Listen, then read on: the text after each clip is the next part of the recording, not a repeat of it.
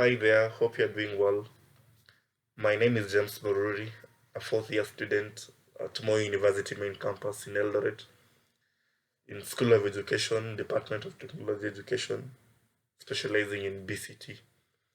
So in this video, we're going to to delve into a virtual trip to which which comprises of two two important sections. The first section of it is the computer section, and the second section is my area of specialization.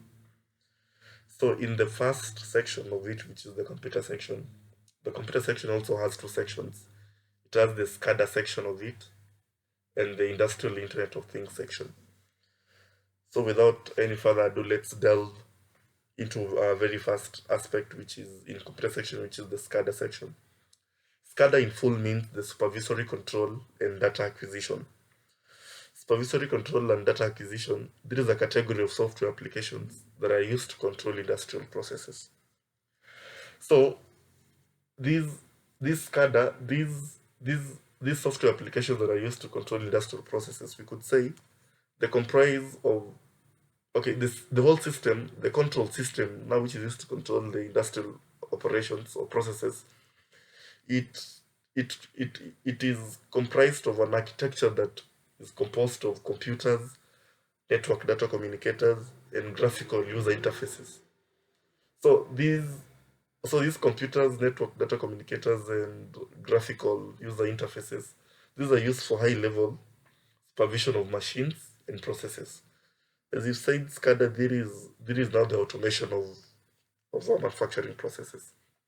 So the SCADA itself is a combination of hardware and software that enables the automation of industrial processes by capturing what we often call operational technology real-time data. Operational technology real-time data is the data that is captured by the SCADA that helps either in to predict how much maintenance is supposed to be done or how much the automation or these machining processes are supposed to be done within the factory itself.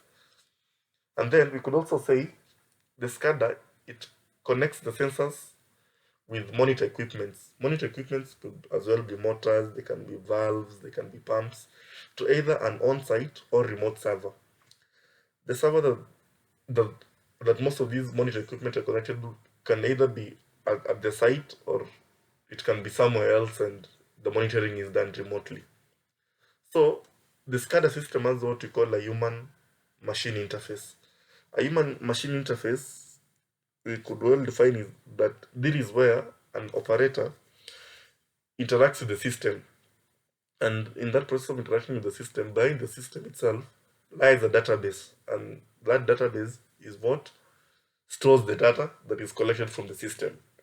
So the SCADA human machine interface is used to link the operator himself and the data by providing a database that the data is stored in. So to a second part of the computer section, which in this case is the industrial internet of things.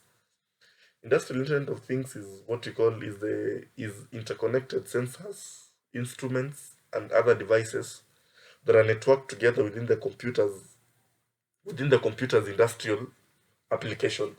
A computer's industrial application is what the computer is suited for, is meant to do. So these devices are interconnected with the computer, with the industrial computer's application, which include manufacturing and energy management.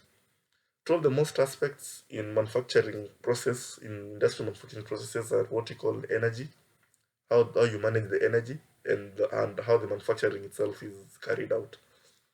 So the industrial Internet of Things devices in manufacturing, these devices in manufacturing, they're used in automation, they're used in remote monitoring, they're used in supply chain optimization, they're also used in other operations which we can call like predictive maintenance. Because if you say that it is interconnected, devices that are interconnected with the computer's industrial application, so it is in a position to tell what what the industrial computer itself has to do, the kind of operation it has to carry out. So with it carrying out those operations after they have been linked with these other networks, with these other devices, they can be used in supply chain optimization. They can now know how to carry out automation and even how to predict maintenance. So that is the first section of this virtual trip. So the second section of it now, after moving from the computer section to a second section, is what we call is now my area of specialization. And in my area of specialization, I chose to delve into cement manufacturing. Now, in cement manufacturing, the two important raw materials that are used in the manufacture of cement are actually limestone and clay. But also other raw materials such as marl and chalk could as well be used in manufacture of cement. So we could say limestone is extracted by blasting rocks in quarries.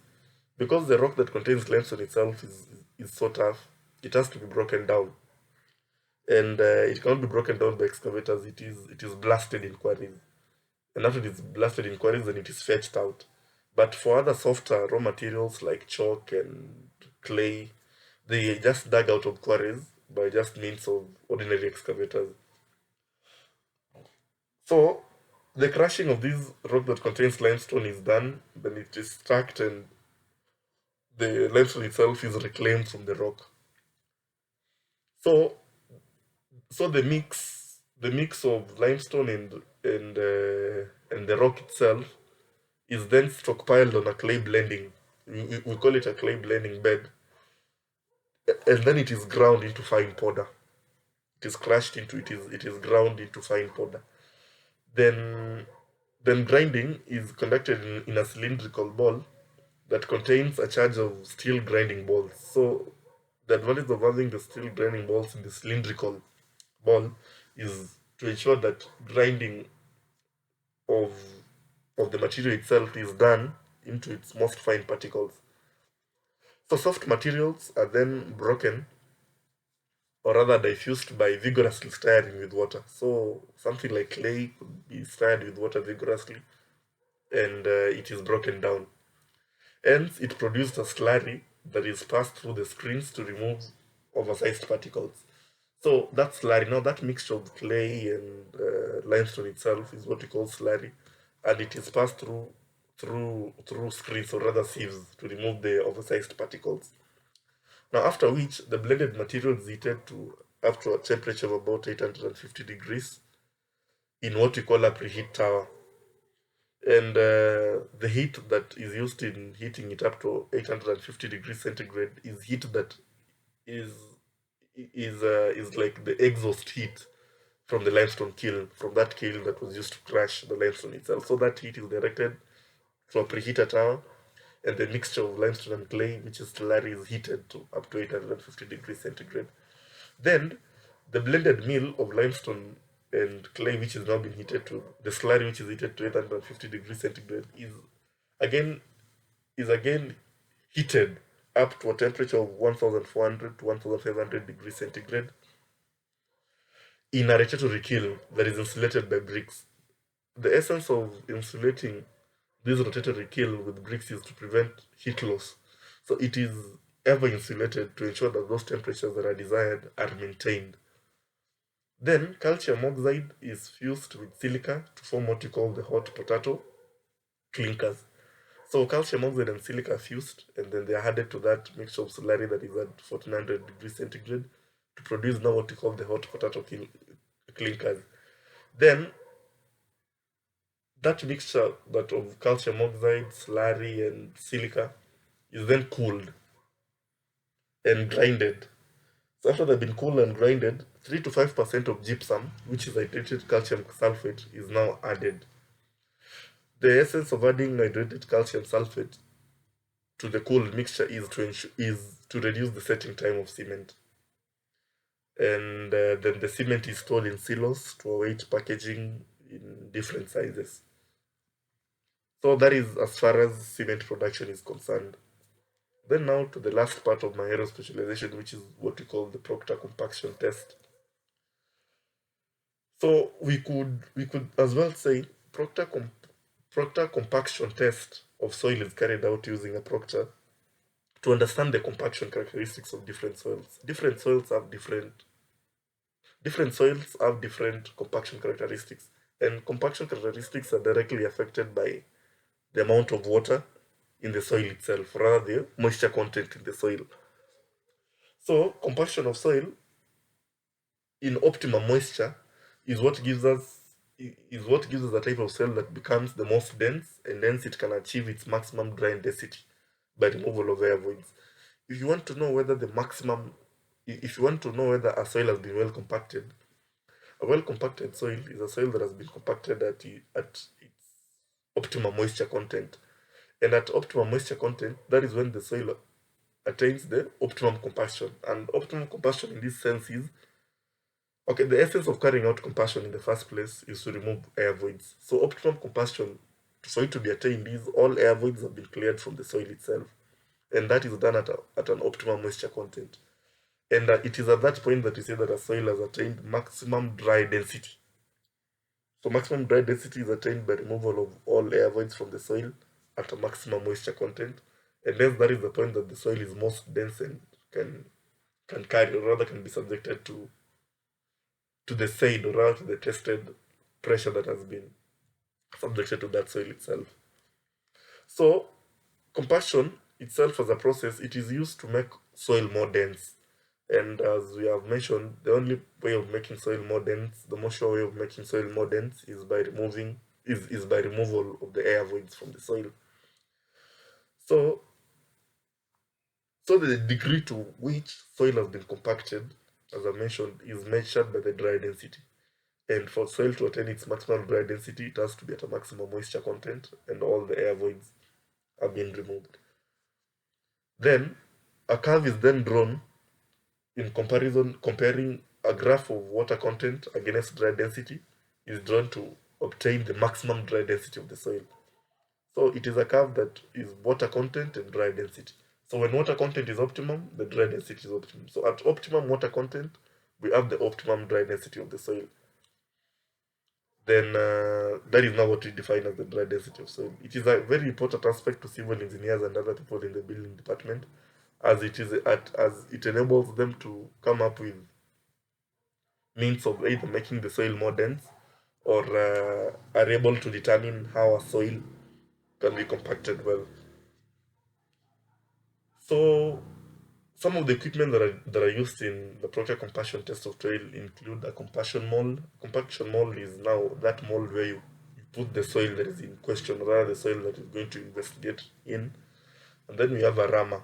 A rammer is now what we'll be using in compaction itself. Then there is a detachable base plate, which will be the base of the compaction mold. So after you add that mold, you place soil. You need a detachable base plate at the bottom of it, as mentioned, a rammer to pound on the soil. A collar. You also need a collar, graduated one, to show you the amount of water that you're going to input into it. You also need a sieve to ensure that the soil has been well compacted, and it should be a maximum of maybe 4 to 5 millimeters. You also need an oven to preheat the soil, and you also need a weighing balance to know whether, now after you've attained the maximum dry density of the soil, has it been really achieved as it was desired. So after conducting the test, and then you draw a curve of moisture content, or rather water content, against dry density. The dry density will be optimum at levels where the water content is also optimum. So thank you for watching this video, and I hope you find it informative, as it gives insights about different aspects about our virtual trip too. Thank you for watching, and have a good time.